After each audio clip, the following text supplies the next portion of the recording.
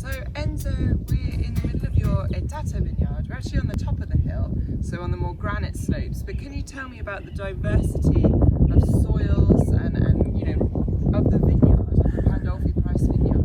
Well, here we're at the top of the highest point of the state, which is granite, very old granite from the coastal mountain range. But the Santa Ines vineyard is located next to Maipu River, which is extremely important because it made all the soils and the environment change. Because the river at some point covered part of the coastal mountain range with heavy soils. Sedimentary clay. So you have clay mixed with a bit of sand, and then that's the old part. And then in the younger part of the soils, which is the valley, the lower part, you have younger soils made of sands, silt, deeper soils. So we have a very interesting mixtures of soils all around. So next to the Chardonnay vineyard, we have a sedimentary rock made of different areas of the river, different granulometries of the soils. It's very fine silt, thicker sands, and that makes a very complex and interesting soil to evaluate at the end.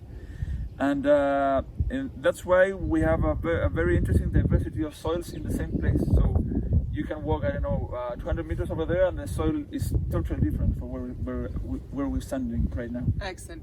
And I'm a big fan of your Chardonnay here, but you have much more than Chardonnay. So can you tell me about the different varieties that you've found that really work here in this part of Itata? Well, at the first, when we arrived at the state, the Chardonnay was planted.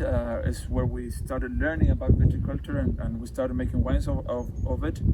And then we started evaluating what else could work on the state, and we determined that Pinot Noir and Syrah in the higher parts, in the heavier soils and in the granite. And this is what we're surrounded by. This is Syrah? This is Pinot Noir. Pinot Noir, okay. Here we made a bit of tricky things. The first plants of this is Pinot and then is Syrah. Okay. But and then we planted in the higher part of the state the Pinot and the Syrah, and in the lower part, very similar soils to the Chardonnay, we planted a bit of Riesling and a Sauvignon Blanc. And that's what we've been working on. It's been learning all over again because it's totally different to start working on a set vineyard to start a new one from scratch. We've been improving our viticulture and how to manage and how to understand the different soils, the different plots, the different clones of every variety to get the best we can. Excellent. And one thing I really love about your estate are all the forests that are surrounding us and the river and the creeks.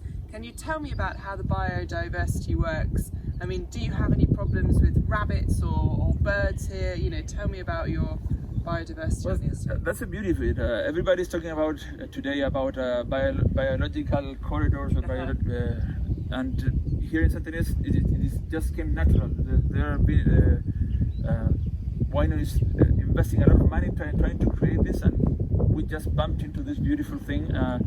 Santa Ines is surrounded by two water courses. The main one is Maipu River, which is in the south, and on the north we have Cauquenes Creek that joins to the Maipu River at the end in the western part of the state. So we have beautiful around 17 hectares of native forest all around that contributes to the complexity of the flora. We have tons of different trees, tons of different herbs, tons of different flowers all around.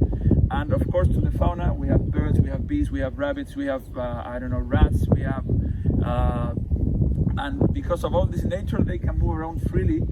And because of this nature also, it brings a natural balance to the state that helps us to avoid damage in the grape of birds, bees, rabbits, and everything that right now in several parts of Chile is being quite a problem. And we are lucky enough, without even trying to do something about it, we have that problem set. The birds have more interesting things to eat in the forests. Of course, I think that birds have their natural food, the bugs, everything in the forest, and if they can't find anything, they'll go to find whatever is closest. And in this case, they have the forest, but if you don't have it, they'll go to the beach, to the grape, and that's where the damage is done. Excellent. So you've got a nice natural balance here. Amazing. Yeah, we're very lucky. Fantastic. Thank you for having it. No, it's been great. Thank you.